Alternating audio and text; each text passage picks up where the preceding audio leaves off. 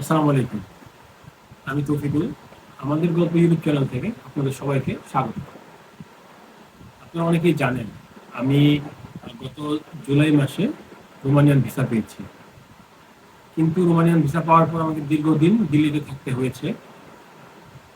তো ওই দিল্লিতে থাকার সুবাদে আমি অনেকের সাথে আমার পরিচয় হয়েছে, অনেকের সাথে জানাশোনা হয়েছে, অনেকের সাথে অভিজ্ঞতা শেয়ার করতে পেরেছি। তো সেই অভিজ্ঞতার আলোকে আমি আপনাদের সাথে ধারাবাহিকভাবে সেই বিষয়গুলো আপনাদের আমি শেয়ার করেছি আমার বিভিন্ন পর্বে, আপনারা দেখেছেন।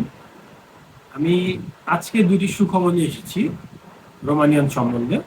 সেই রোমানিয়ার দুটি সুখবর আপনাদের সাথে আমি আজকে আহ, জানানোর জন্য আমিও মানে অধীর আগ্রহে বসেছিলাম। তো ভিডিওটি স্কিপ না করে সম্পূর্ণ দেখার জন্য অনুরোধ করা হলো। তো প্রথম যে সুখবর সেটা হচ্ছে ভিসা রেশিও নিয়ে। আপনাদের আমি আগে একটি পর্বে জানিয়েছি যে মে জুন মাসের তুলনায় জুলাই আগস্টের যে ফাইলগুলো বের হচ্ছে এই ফাইলগুলোর ভিসা রেশিও কিছুটা বেশি।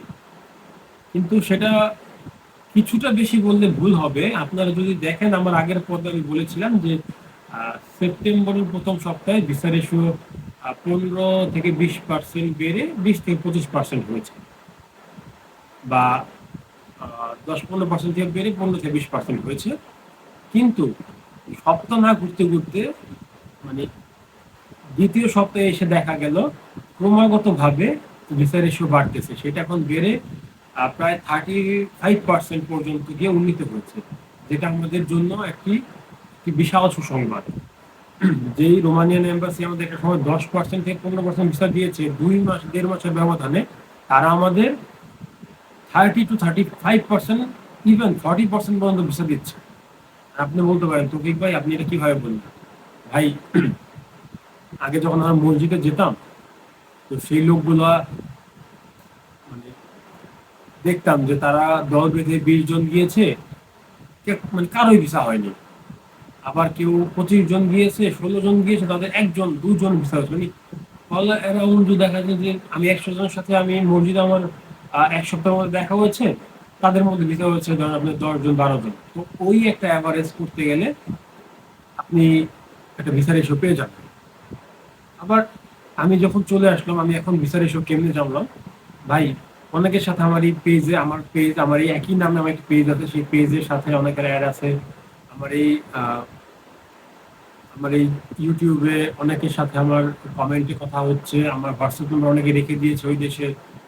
ভাই, 3টা মাস আমি থেকেছি ওইখানে। সেখানে আমার সাথে অনেকের ভালো সম্পর্ক হয়ে গিয়েছিল। কাজেই তারা এখন প্রত্যেকে আমাকে জানাচ্ছে যে ভাই, এইরকম ওর ভিসা হচ্ছে, ওর ভিসা হচ্ছে। তো এটা দেখে খুব ভালো লাগছে যে ম্যাক্সিমাম এখন ভিসা পাচ্ছে। এটা আমাদের জন্য খুব সম্ভাবনার একটি দাগ। আমি আপনাদের সাথে শেয়ার করেছিলাম যে হয়তোবা নভেম্বরের দিকে কনসুলেট টিম চেঞ্জ হতে পারে। এখন কনসুলেট টিম চেঞ্জ হওয়ার আগে যে এরকম একটি অবস্থা হবে, এটা আসলে কল্পনাতে। বাংলাদেশিরা ভিসা পেলে ওখানে একটা বড় কমিউনিটি তৈরি হবে। বড় কমিউনিটি তৈরি হলে আমাদের বাংলাদেশের জন্য একটি একটি বিরাট রেমিটেন্স আমরা এই দেশে পাঠাতে পারবো। আসলে সেই লক্ষ্যে আমাদের আজকের আমার এই শেয়ারটা, যে ভিসা রেশিও এখন অনেক বেড়ে গেছে, আলহামদুলিল্লাহ, এটা আমাদের জন্য একটা গুড সাইন। আর দ্বিতীয় যে বিষয়টা, সেটা হচ্ছে গত 18ই সেপ্টেম্বর এজেন্সিদের সাথে, বিভিন্ন এজেন্টদের সাথে রোমানিয়ান কনসুলেট টিমের একটা মিটিং হয়েছে। আসলে মিটিং মাঝে মধ্যে হয়, কিন্তু এই মিটিংটা ছিল একটু গুরুত্বপূর্ণ। কীরকম গুরুত্বপূর্ণ? যেহেতু এখন ইন্ডিয়ান এম্বাসি শুধুমাত্র ডাবল এন্ট্রি ভিসা আর মেডিকেল ভিসা ছাড়া অন্য কোনো ভিসা দিচ্ছে না, সেক্ষেত্রে অনেক শিডিউল প্রাপ্ত মানুষগুলো কিভাবে ওইখানে ইন্টারভিউ দিবে। এখন বিষয়টা হচ্ছে যে বাংলাদেশ থেকে প্রায় 500-র মতো মেইল করেছিল ভিয়েতনামে যে অবস্থিত রোমানিয়ান এম্বাসি ওখানে। তো সরাসরি ওইখান থেকে সরাসরি তারা বলে দিয়েছে যে শুধুমাত্র বাংলাদেশের জন্য দিল্লিতে অবস্থিত যে রোমানিয়ান এম্বাসি আছে সেটাই শুধুমাত্র তারা মানে বাংলাদেশের জন্য অ্যাকসেপ্টেবল। ভিয়েতনাম তাদের দিবে না, শিডিউল দিবে না। আচ্ছা, তো সেক্ষেত্রে ওই বিষয়টা কালকে মানে 18 তারিখ তারা করেছিল ওইখানে, মানে উপস্থাপন করেছিল যে সেক্ষেত্রে করণীয় কি। তো তারা ওইখানে সুস্পষ্টভাবে ওনাদের একটা দিক নির্দেশনা দিয়ে দিয়েছেন যে যদি ডাবল এন্ট্রি ভিসা তুলতে প্রবলেম হয় বা যে পর্যন্ত ভিসা, তোমরা ওই পর্যন্ত একটা নির্দিষ্ট নিয়ম অনুযায়ী তোমরা মেইল করো, যেটা আমি আমার আগের ভিডিওতেও বলেছিলাম। ওইভাবে তারা রিশিডিউল একটা বিষয় পরে করে দেবে।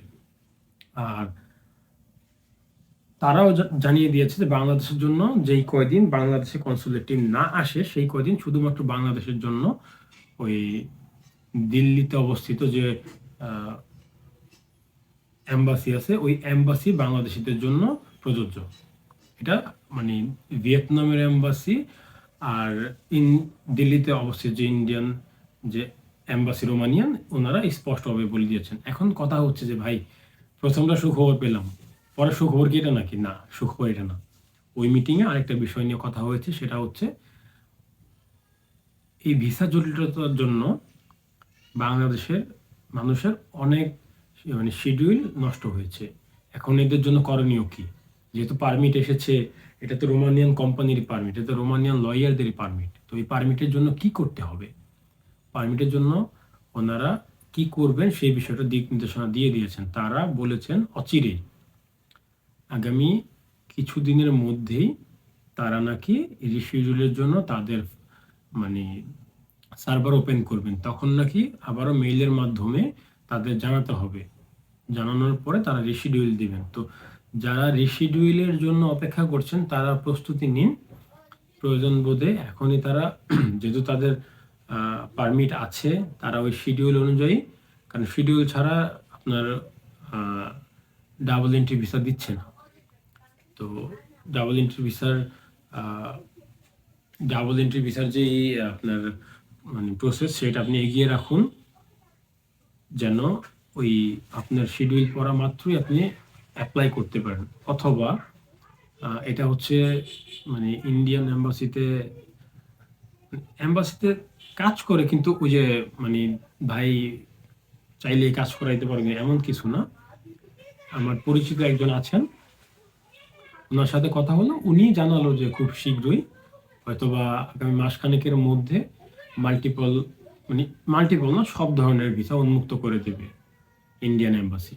তো কাজেই ধৈর্য যেহেতু ধরেছেন এই এতদিন, আর কিছুটা সময় ধৈর্য ধরেন, যেহেতু দুইটা সুখবর বাংলাদেশিদের জন্য। হয়তোবা রোমানিয়ান এম্বাসি বাংলাদেশিদের হয়তোবা আবার মানে ভিসা দেওয়ার জন্য আগ্রহী হবেন, কারণ যেহেতু গত কিছুদিন যাবত মানে যারা কাজ করতেছে রোমানিয়া, তাদের গেম মারার খুব একটা বেশি প্রবণতা নেই। তো এটা আমার জন্য একটা ভালো দিক। আমরা রোমানিয়াতে গিয়ে যদি আমরা ওইখানে ভালো কাজ পাই, আমরা অবশ্যই ওইখানে একটা কমিউনিটি গড়ে তুলবো, যেরকম কমিউনিটি আমাদের সেনজেনে অন্যান্য দেশে আছে। তো এই হচ্ছে দুটো সুসংবাদ। আপনারা সবাই প্রস্তুতি নিন, আল্লাহ ভরসা, ভালো কিছু হবে। আর আমার ইনফরমেশন যদি আপনাদের কোনো উপকার করে থাকে, দয়া করে আমার চ্যানেলকে সাপোর্ট করবেন, ভিডিওতে লাইক করবেন, কমেন্ট করবেন, বেশি বেশি শেয়ার করবেন, আর সর্বোপরি চ্যানেলটিকে সাবস্ক্রাইব করবেন। আমার পাশে থাকার জন্য আপনার সবাইকে ধন্যবাদ। আসসালামু আলাইকুম।